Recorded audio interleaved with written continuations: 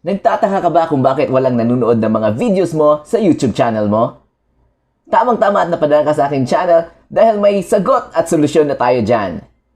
The number one reason kung bakit walang nanonood ng mga videos mo is because yung videos nyo ay hindi searchable at hindi nag-rank or hindi nire-recommend ng YouTube. Ngunit huwag kayong mabahala dahil may solusyon na dyan with the help of SEO techniques o yung tinatawag natin na Search Engine Optimization Techniques. Ano ba itong mga SEO techniques? Ito yung title ng video nyo, yung description, yung channel tags, pati na din yung YouTube thumbnails. If you are interested to learn about yung mga ninja SEO techniques, watch this video. Kung bago lang kayo sa akin channel at gusto nyo pang matuto ng mga YouTube tips upang dumami pa inyong subscribers at ma-monetize ang inyong channel, iniimbitahan ko po kayo na mag-subscribe sa aking YouTube channel at pakihit na din po ng notification bell so that every time mag-upload ako ng mga bagong videos, manonotify kayo. Pakihit na din po ng like ng video ito. Kaya, simulan na natin. Yo, what's up yo? My name is PJ and welcome to my channel. Yan. So yung pag-usapan natin for today is tungkol nga dun sa mga SEO techniques, di ba? Yung ninja SEO techniques. Ano ba itong mga ninja SEO techniques na to, guys? Yung nabanggit natin kanina, ito nga yung title, yung description, yung channel tags, yung video tags, and pati na din yung YouTube thumbnail videos ninyo. Yan. So, for today, guys, isa-isahin muna natin yung pag-usapan natin for today is yung title, di ba? Ano ba yung magandang i-title sa inyong video? Yan, di ba? So, basically, guys, ito yung based on my experience, di ba? Based dun sa mga videos ko na somehow doing well, and based na din dun sa mga na-research ko, guys, yung magandang i-title sa inyong video is yung main title plus yung tinatawag natin na may tinatawag na ano yan, hook. Yun, di ba? Main title plus hook. Yun yung tinatawag natin na magandang i-title sa inyong video. Yun. So bakit ba mahalaga yung title, guys? Mahalaga yung title, guys, because ito yung number one na ginagamit ng YouTube sa pagre-recommend ng mga videos sa kanilang mga viewers. So if yung title niyo, guys, is searchable, definitely yung isa kayo doon sa mga i-recommend ni YouTube, di ba? So yung pag-usapan natin for today is paano ba natin gawing searchable yung title ng videos ninyo. Yon. So ipapakita ko sa inyo, guys. Actually, napakadali lang ng way na yan, guys. Ipapakita ko kung paano ko ginagawa yun, guys, na maging searchable naman yung videos ninyo. So basically, YouTube kasi, guys, is the second largest na search engine, kumbaga. Yung number one is yung Google. Second, guys, is yung YouTube. So, madami ditong mga viewers or yung mga nagvi-visit sa YouTube to search things. To search mga certain topics, yung mga videos about mga how-to. Depende, guys. So, there is a way kung paano natin malaman kung ano yung mga top na sinisearch ng mga viewers or ng yung mga nagbe-visit sa YouTube. So, yun. So, yun, eyes on the screen, guys. Papakita ko sa inyo kung paano nyo dapat i-title yung video nyo so that it will be searchable. Diba? So, yun. Step 1 to na nga tinatawag natin na ninja SEO technique. Yun, diba? So, ito na, guys. Eyes on the screen. So, basically, guys, ito yung channel ko, as you can see, diba? Ito yung YouTube channel ko. And yung mga videos na nag-rank sa akin, guys, ito yung for example, itong mga Earn Money Online Philippines, diba? Ito yung isa sa mga top 10 videos ko na may 9,800 views na. So, thank you very much sa mga nanood, sa mga hindi pa nanood. You should watch this video. Actually, yun, maganda tong app na ito, itong Tanghere. And yun, madami silang pa-raffle. So, yun, you can use my code, diba? So, if you want to install itong app na Tanghere. So, basically, guys, sa pag-title ng videos niyo, mahalaga na yung first few words na ilalagay nyo doon. Yun yung most searched, kumbaga, most searched ng mga tao sa YouTube. Because, yun nga, as starting pa lang tayo kasi, guys, yung mahalaga is yung videos natin somehow searchable, di ba? To make that searchable, guys, yung first few words talaga na ilalagay nyo sa title nyo is yung most searched by the people visiting YouTube. Yun. So, paano ba malaman natin, guys? Ano ba yung mga searchable words, diba? For example lang, guys, yung video nyo is about yung mga earn money online, for example. So, ang gagawin lang ninyo, guys, dito kayo sa search tab, etong search bar ng YouTube, i-type nyo dyan, guys. Depende kung ano yung topic nyo, guys. For example, yung earn money online nga. So, ita-type nyo dito, guys, earn money, diba? So, basically, pag nag-type kayo ng earn money, ito yung mga ranking, kumbaga, yung mga ranking ng sinisearch ng mga tao, di ba? Ito, earn money online, earn money app, earn money Online Philippines, earn money online Philippines without investment, di ba? Earn money with Aiza, ito. So basically, earn money in GCash. So ito yung mga sinisearch, kumbaga, ito yung ranking ng sinisearch ng mga tao, guys. So basically, yung pag sinabi natin, na wrong spelling pa guys, earn money yan. Earn money is, ito talaga yung ranking. Kumbaga, yung madaming nagsisearch is, for example, itong earn money online. So basically, yung nilagay ko na first title nung sa video ko is earn money online. So nilagyan ko rin ng Philippines because as you can see, yung third na searchable words, kumbaga yung mga phrases na sinesearch is itong earn money online Philippines. So basically, yung tinitle ko sa video ko is earn money online Philippines, diba? So, for example, guys, lagyan pa natin to ng online. Yan. Online. So, as you can see, automatic siya, guys, na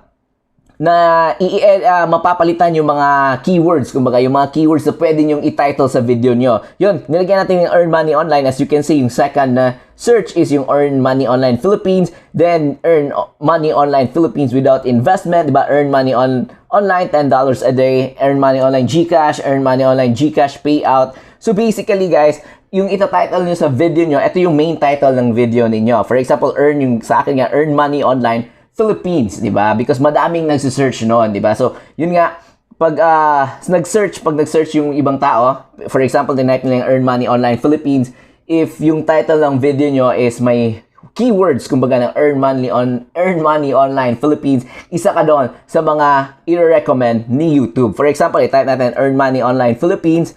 So ito yung mga 'di ba? Ito yung mga recommended ng ni YouTube, 'di ba? As you can see, madaming yung earn money online Philippines na nire-recommend ni YouTube. So basically, 'yon, pag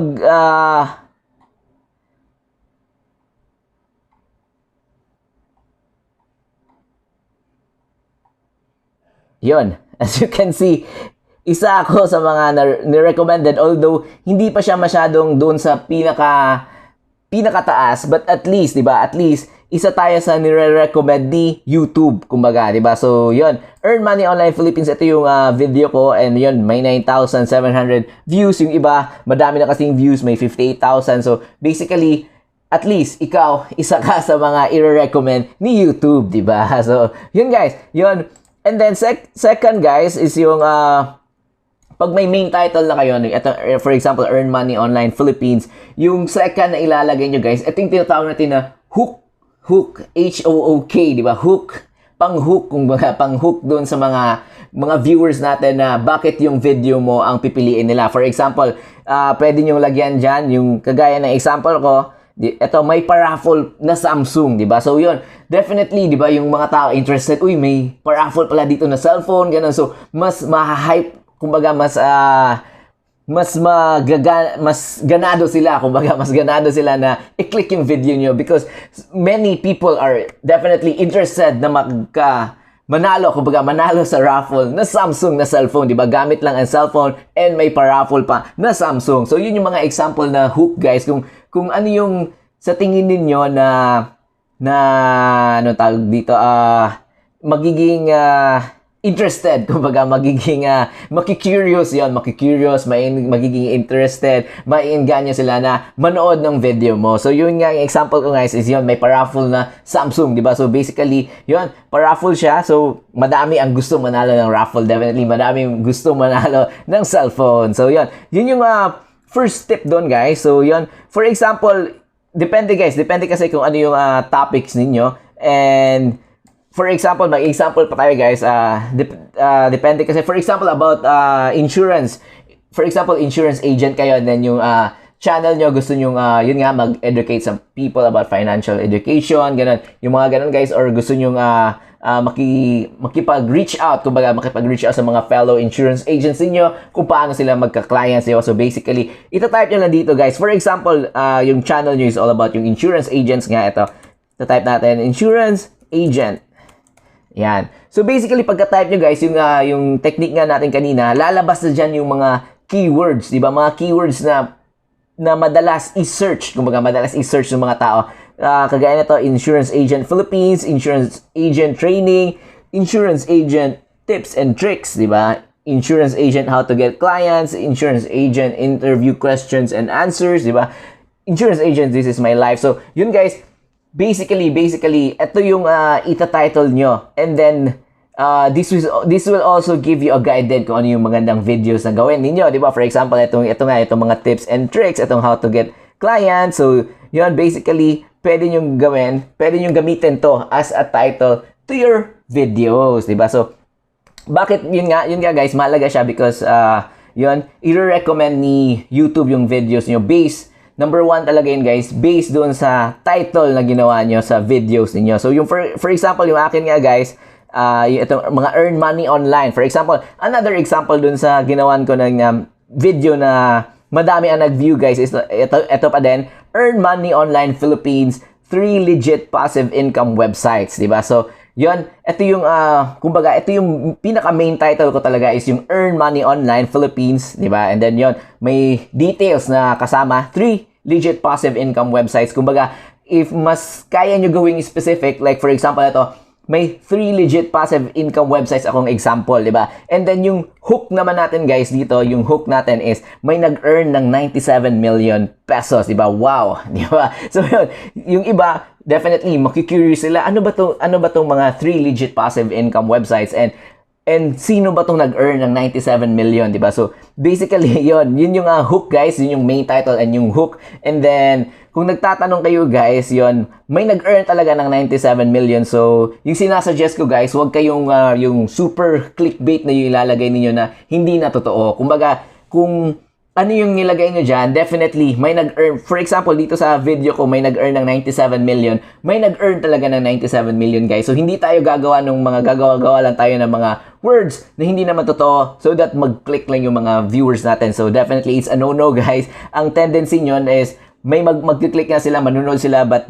maglalagay sila ng negative comments or ita-thumbs down nila yung video ninyo. So, yun guys. So, yun lang yung video natin for today guys. Basically, yung pag-title ng video ninyo will really help your channel, will really help your videos na mag-earn ng mga subscribers, ganun, dadami yung subscribers niyo, madadami yung manunood, yung view, watch hours niyo tataas, and yon, definitely pag madami yung manonood ng videos niyo, madami magsasubscribe, and yon, eventually ma-reach na natin yung monetization requirements ng YouTube, di ba? Kung hindi niyo pa na-reach guys yung 1,000 subscribers and of course yung 4,000 na watch hours. So with this help guys, itong mga SEO, mga ninja SEO techniques na I will teach you, definitely this will help your channel na mag-grow pa, kumbaga. So yan, may iba pa tayong mga techniques na i-explain guys. So yung next video ko is about yung about description naman guys. Ano yung magandang ilalagay na